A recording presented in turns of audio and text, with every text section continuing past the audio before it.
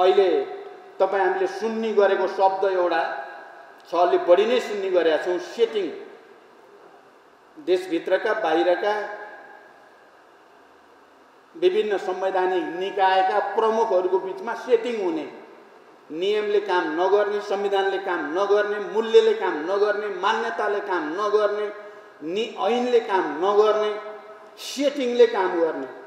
त्यो सेटिङ सबै नेपाल राष्ट्र र नेपाली जनताको अधिकारका विरुद्ध, पहिचानका विरुद्ध परिलक्षित हुने, यो विडम्बनाको हामीले सामना गर्नुपर्ने बडो विचित्रको स्थितिमा हामी अहिले छौँ। यस्तो बेलामा माणिकलाल, हामी अहिले जुन निरङ्कुशतातिर जाने षड्यन्त्र भइराखेको छ, नेपाली जनताको पहिचान र अधिकारको लडाईँलाई उल्ट्याउने र फेरि प्रतिगमनतिर लाने षड्यन्त्र भएको छ। त्यसका विरुद्ध एक भएर जाने जरुरी पर्यो भने आन्दोलनमा फेरि एकचोटि हामीले त्यो तागत प्रदर्शन गर्ने सङ्कल्प गर्नु नै माणिकलालप्रति सच्चा श्रद्धाञ्जली हो। तपाईहरुले हेर्दा कम्युनिस्ट पार्टी फुट्यो, प्रचण्ड र केपी झगडा गरे भन्ने मात्रै देखिन्छ होला, तर यो भित्र अन्तर्निहित वैचारिक विवाद हेर्नुभयो भने एउटाले सामन्त र निरङ्कुश तन्त्रको फाँसीवादको बाटो लिएको छ, एउटाले जनताको अधिकारको र पहिचानको बाटो लिएको छ। बाटोमा कहीँ कतै मेलै देखिएन, त्यहाँ भेटै भएन र यो परिस्थिति बनेको छ। यस्तो परिस्थितिमा तपाईँ हामी सबैले एकचोटि फेरि समावेशिता र समानुपातिकताको लागि, संविधान संशोधन र परिमार्जनको लागि, सबै उत्पीडित वर्ग समुदायको प्राप्त अधिकारको रक्षा र थप अधिकार प्राप्तिको लडाईँमा एकजुट हुने सङ्कल्प गर्यौं साँच्चै भित्रैबाट भने माणिकलालप्रति श्रद्धाञ्जली गरेको सार्थकता हुन्छ। र मैले हिजो विद्रोहको समयमा पनि र शान्ति प्रक्रियामा आएपछि पनि निरन्तर उहाँका सल्लाह सुझावलाई मैले गम्भीर रूपले ग्रहण गर्ने गरेको थिएँ। त्यस अर्थमा उहाँको अवसानले मलाई पनि निकै नै ठुलो क्षति भएको महसुस भएको छ। म उहाँप्रति हार्दिक श्रद्धाञ्जली प्रकट गर्न चाहन्छु पार्टीको तर्फबाट र मेरो तर्फबाट पनि। अनि शोकाकुल परिवारका सदस्यहरू, यहाँ दुवैजना छोरा हुनुहुन्छ, छोरी पनि हुनुहुन्छ, र परिवारका सबै सदस्यहरूप्रति पनि पार्टीको तर्फबाट र मेरो तर्फबाट हार्दिक समवेदना प्रकट गर्न चाहन्छु। प्राध्यापक माणिकलाल श्रेष्ठ, मैले भर्खर कम्युनिस्ट आन्दोलनमा बामे सर्दै गर्दा सुनेको नाम, पढेको नाम पनि हो। अनुवाद साहित्यमा उहाँको ख्याति देशभरि त्यति बेलै मैले थाहा पाउँथेँ र म भर्खरै कम्युनिस्ट आन्दोलनमा अब पूर्णकालीन सदस्य हुने भनेर तयारी गर्दै थिएँ। म त्यति बेला गोर्खाको आरुघाट भन्ने ठाउँमा पढाउँथेँ। म जसकोमा बस्थेँ हरिहर काका भनेर चिनिन्थ्यो। उहाँले प्राध्यापक माणिकलालको बारेमा मलाई धेरै कुरा बताउनुहुन्थ्यो। म त्यति बेला 22-23 वर्षको मात्रै थिएँ। उहाँको नाता पर्दो रहेछ माणिकलालजी। म उहाँकै संरक्षणमा आरुटारमा बसेको थिएँ र प्राय माणिकलालको जीवनको बारेमा, उहाँको विचार र दर्शनको बारेमा मेरो युवा मानसपटलमा गहिरो छाप त्यहाँबाट परेको थियो। त्यसपछि उहाँका अनुवादहरू, समालोचनाहरू अनि बौद्धिक रचनाहरू पढ्ने मलाई गहिरो तिर्खा जस्तो लाग्यो। र अनि उहाँका विचारहरू, किनकि उहाँ आफै दैनिक सक्रिय राजनीतिमा भन्दा बौद्धिक क्रियाकलाप गर्ने कुरामा, विचार निर्माण गर्ने कुरामा, विचार विमर्श गर्ने कुरामा, समालोचना र आलोचना विश्लेषण गर्ने कुरामा उहाँको ध्यान बढी केन्द्रित हुन्थ्यो। यहाँ अघि उहाँको संक्षिप्त जीवनी प्रस्तुत गर्दा पनि यो कुरा यहाँ प्रकट भइ नै सकेको छ। त्यसकारण उहाँको अवसानले उहाँको बहुआयामिक व्यक्तित्व हुनुको कारणले कम्युनिस्ट आन्दोलनलाई एउटा विचारक दिशानिर्देशक गुमाएको अनुभूति भएको छ। साहित्यमा एउटा वरिष्ठ समालोचक गुमाएको अनुभूति भएको छ। बौद्धिक समुदायमा बौद्धिक ढङ्गले तर्क वितर्क गरेर समाजलाई गति दिने दिशा दिने एउटा त्यस्तो बौद्धिक व्यक्तित्व गुमाएको अनुभव भएको छ। भाषा साहित्यको क्षेत्रमा र यो जातीय उत्पीडन र उनीहरूको अधिकारको विषयमा लड्ने एउटा योद्धा गुमाएको महसुस भएको छ। कमरेड प्राध्यापक मानिकलालको एउटै मात्रै व्यक्तित्व नभएर धेरै व्यक्तित्व हुँदा समाजको सबै वर्ग समुदायले नै ठुलो अभाव महसुस गरेको मैले ठान्दछु। त्यो कम्युनिस्ट आन्दोलन र वामपन्थी आन्दोलनले मात्रै होइन, त्यो जातीय आन्दोलन र भाषिक आन्दोलनमा संलग्नले मात्रै होइन, त्यो साहित्य र समालोचनाको क्षेत्रमा काम गर्ने समुदायले मात्रै होइन, सिङ्गै समाजले नै एउटा ठुलो अभाव, एउटा ठुलो क्षति भएको महसुस गरेको छ। यस्तो व्यक्तित्व सामान्यतः जति बेला चाहे त्यति बेला पैदा हुने कुरा होइन। इतिहासको एउटा विशिष्ट कालखण्डमा एउटा विशिष्ट परिस्थितिमा त्यस्ता प्रतिभाहरू जन्मने हुर्कने गर्दछन्। सधैँ र लगातार यस्तो भइराख्छ भन्ने छैन। त्यसर्थमा हामीले आज मानिकलालप्रति श्रद्धाञ्जली व्यक्त गर्नुको अर्थ चाहिँ उहाँको बहुआयामिक व्यक्तित्वबाट शिक्षा लिने, प्रेरणा लिने र आफ्नो जीवन र आफ्नो वरिपरिको समाजलाई एउटा सुसंस्कृत सभ्य बनाउने प्रेरणा लिने कुरासँग सम्बन्धित छ भन्ने मलाई लाग्छ। यो सामान्य औपचारिकताको कुरा मात्रै होइन। अरूलाई जस्तै मानिकलाललाई पनि हामी श्रद्धाञ्जली अर्पण गऱ्यौँ, परिवारका सदस्यलाई समवेदना प्रकट गऱ्यौँ भने जस्तो मात्रै यो होइन। अहिले त झन् नेपाली समाजमा कता कता फेरि एकचोटि कम्युनिस्ट आन्दोलन र वामपन्थी आन्दोलनले हासिल गरेका उपलब्धिहरूमाथि प्रहार हुन थालेको बेला छ। यो जातीय, भाषिक र सबै वर्गीय उन्मुक्तितिर अगाडि बढेको लामो सङ्घर्षबाट प्राप्त भएका उपलब्धिहरूमाथि प्रहार हुन लागेको अवस्था छ।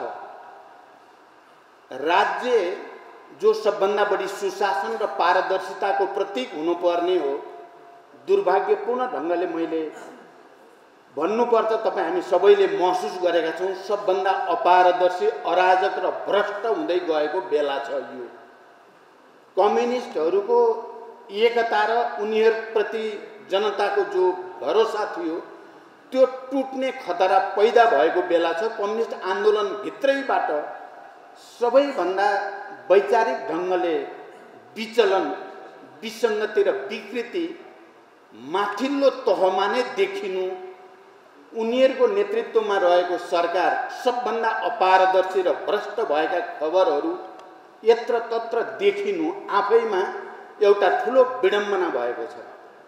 र अहिले सङ्घीय लोकतान्त्रिक गणतन्त्रसम्म आइपुगेको नेपाली समाजलाई जे भए पनि उत्पीडित वर्ग, उत्पीडित जाति, उत्पीडित भाषा, समुदाय, चाहे त्यो मधेसको होस् चाहे त्यो पहाडको होस्, सबैले एउटा समावेशी लोकतन्त्रको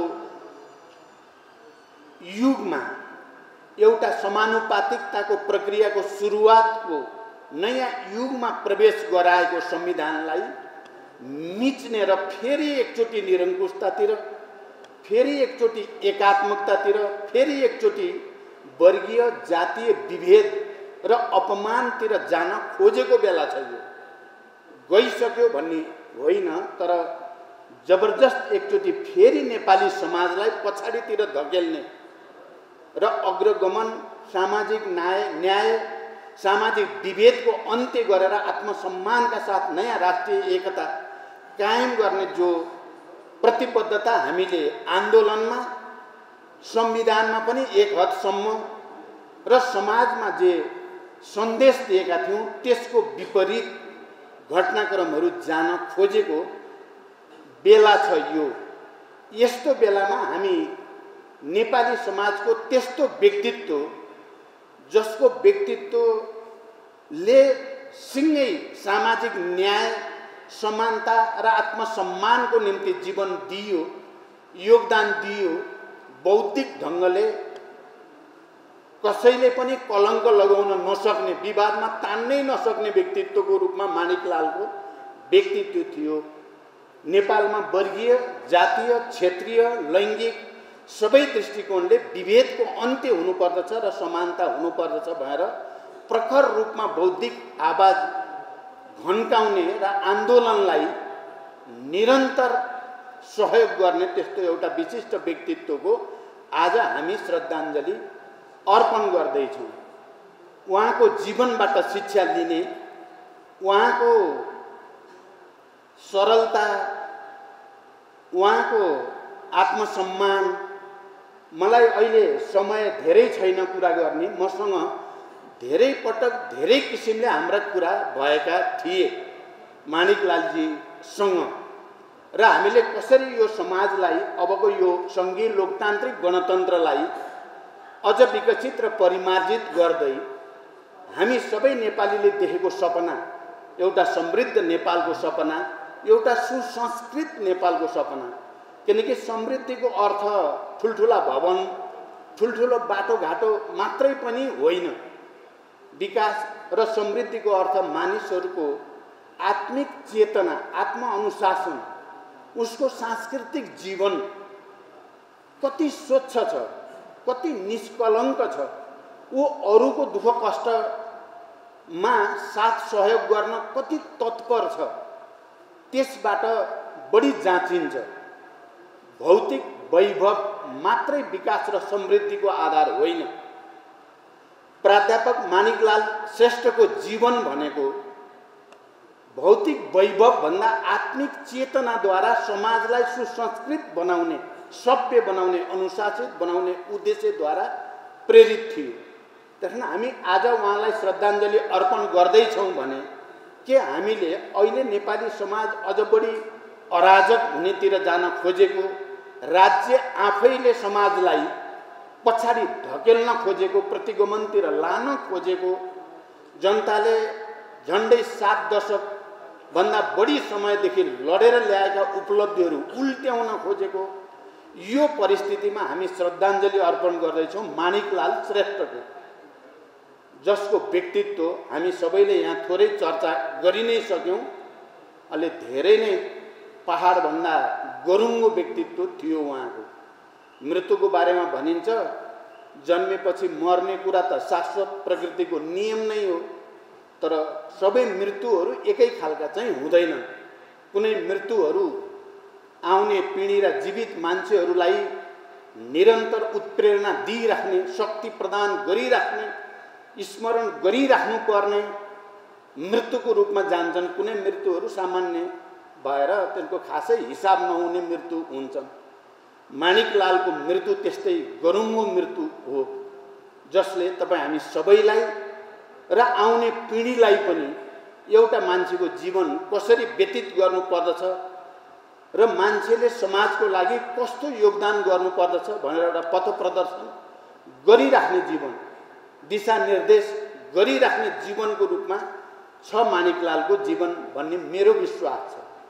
उहाँ आफै पार्टीमा कुनै पद प्राप्तिको निम्ति लालचा, उहाँले चाहेको भए धेरै पदहरू अझ पाउनुहुन्थ्यो, तर उहाँले त्यो पदको लालसा, व्यक्तिगत स्वार्थ, व्यक्तिगत प्रतिष्ठा, व्यक्तिगत प्रचार प्रसारतिर भन्दा समाजलाई आफ्नो तर्फबाट दिने वैचारिक कुरा के हुन सक्छ, राजनीतिक दिशा के हुन सक्दछ, सामाजिक संस्कृति कसरी अगाडि बढाउन सकिन्छ भन्ने बारेमा नै उहाँको सम्पूर्ण ध्यान शक्ति खर्च भएको मैले महसुस गर्दछु। त्यस्तो व्यक्तित्वको श्रद्धाञ्जली आज हामी गर्दैछौँ भने हामीले अहिले समाजमा देखिन खोजेको विसङ्गति, अहिले राज्य स्वयं र राज्यको नेतृत्वले देशमा उल्ट्याउन खोजेको सबै जनताका उपलब्धिहरू, माणिकलाल समेतले देखेको सपना, समावेशी लोकतन्त्रको सपना, समानुपातिक प्रतिनिधित्वको सपना, जातीय र भाषिक विभेदको अन्त्य भएको सपना जो थियो र त्यसलाई हामीले सम्पूर्ण रूपले पुरा गर्न नसके पनि संविधानमा एउटा आधार, एउटा धरातल चाहिँ त्यसको खडा भएकै छ। सङ्घीय लोकतान्त्रिक गणतन्त्र मार्फत समावेशी लोकतन्त्र र जातीय विभेदको अन्त्य गर्ने गरी समानुपातिक प्रतिनिधित्व प्रणालीतिर जान खोजिएको छ। आवश्यकता छ यसलाई अझै विकसित गर्ने, अझै परिमार्जित गर्ने, अझै सुदृढ गर्ने आजको आवश्यकता हो। त्यसले लामो समयदेखि सामन्ती निरङ्कुश तन्त्रले मधेसलाई मधेसीको रूपमा विभेद गर्ने, आदिवासी जनजातिहरूलाई आदिवासी जनजातिको रूपमा विभेद र अपमान गर्ने, महिलाहरूलाई, दलितहरूलाई, मुस्लिमहरूलाई या पूर्वेलीलाई या पश्चिमेलीलाई भनेर फुटाउ र शासन गरेको जो लामो संस्कार सामन्ती निरङ्कुश तन्त्रले हुर्काएको हो, त्यसैका विरुद्ध हामी धेरै सङ्घर्ष गऱ्यौँ। माणिकलाल श्रेष्ठ जस्ता बौद्धिक व्यक्तित्वहरूको ध्यान दिमाग धेरै यसमा खर्चिएको छ र त्यसैको उपलब्धिको रूपमा हामी सङ्घीय लोकतान्त्रिक गणतन्त्रमा छौँ। तर अहिले फेरि त्यसैमाथि बडो निर्मम किसिमले प्रहार गर्ने षड्यन्त्र भइराखेको छ। म त्यो षड्यन्त्रको अहिले धेरै व्याख्या गर्न आवश्यक ठानेको छैन। षड्यन्त्र भएको छ।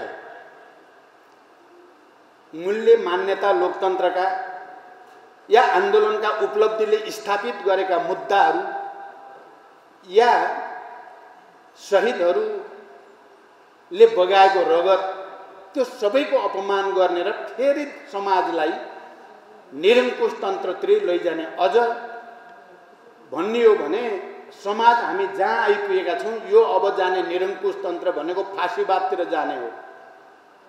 चरम फाँसीवादी निरङ्कुशता, त्यतातिर जाने खतरा छ। यस्तो बेलामा हामी त्यसका विरुद्ध खबरदारी गरेका छौँ। तपाईँ हामीलाई थाहा छ, गएको पुस 5 गते संसद विघटन गर्ने कुनै अधिकार नै नभएको, संविधानमा व्यवस्था नै नभएको कुरा सरकारको तर्फबाट गरियो। हामी त्यसका विरुद्ध सडकमा गयौँ। सिङ्गै नेपाली समाज उद्वेलित भयो, आन्दोलित भयो, त्यसको विरोधमा गयो र अन्ततः संसद त पुनर्स्थापना भयो।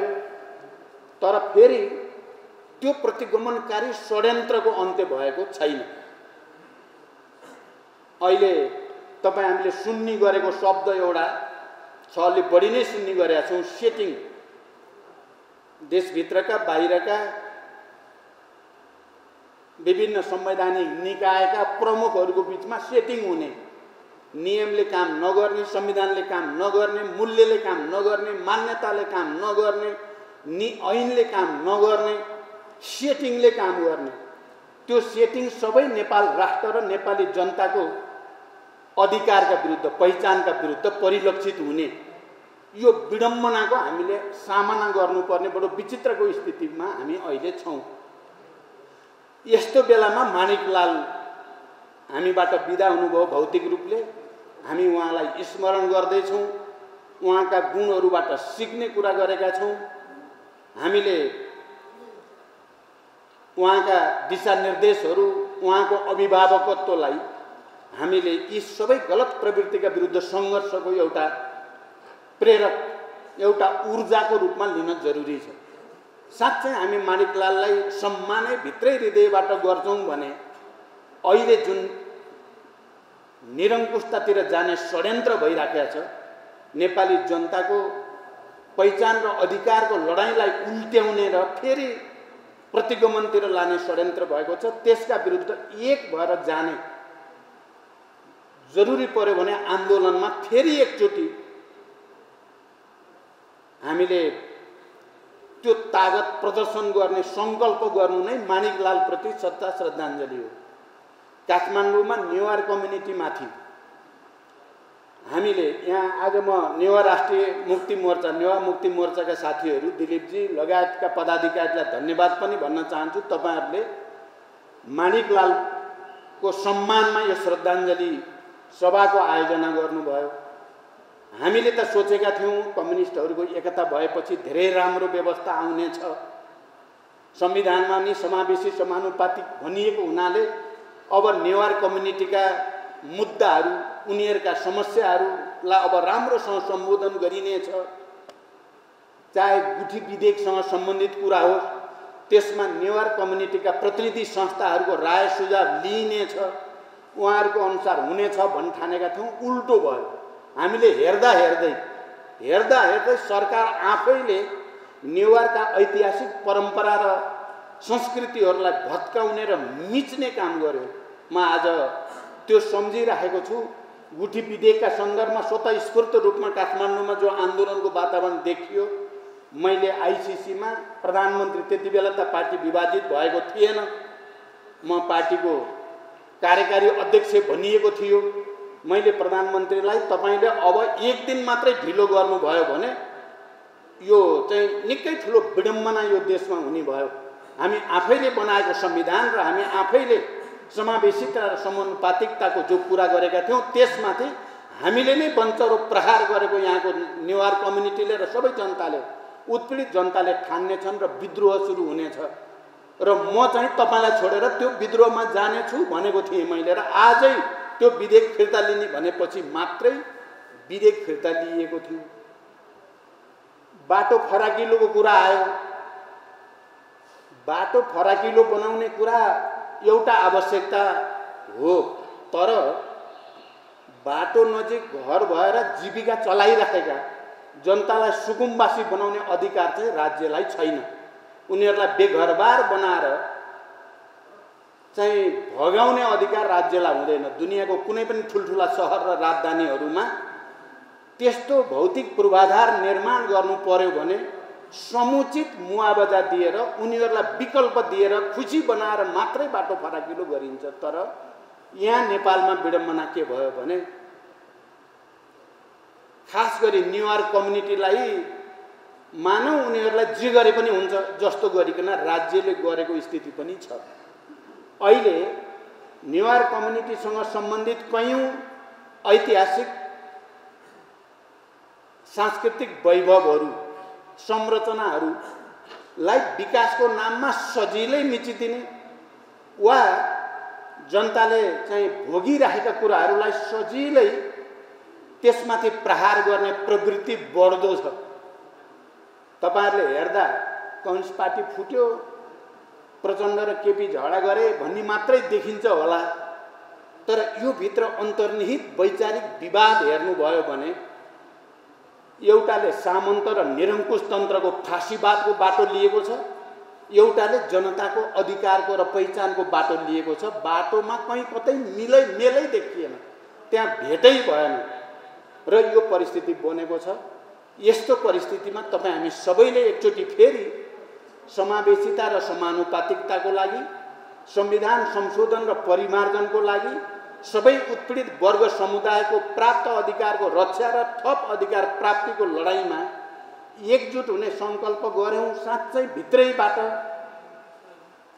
भने माणिकलाल प्रति श्रद्धाञ्जली गरेको सार्थकता हुन्छ। एकछिन जुटियो, फूल चढाइयो, श्रद्धाञ्जली भनियो, पुग्यो भन्ठानियो भने त्यो औपचारिकताको खासै अर्थ हुँदैन भनेर म तपाईहरु सबैसँग मेरो आफ्नो विचार पनि राख्न चाहन्छु, तपाईहरुसँग अपील पनि गर्न चाहन्छु। यो प्रतिगमनतिरको यात्रा जो सरकारबाटै सुरु गरिएको छ त्यसलाई रोक्नको लागि संकल्प गरौं। यही नै माणिकलाल प्रति सच्चा श्रद्धाञ्जली हुन्छ भन्दै म बिदा हुन्छु। धन्यवाद।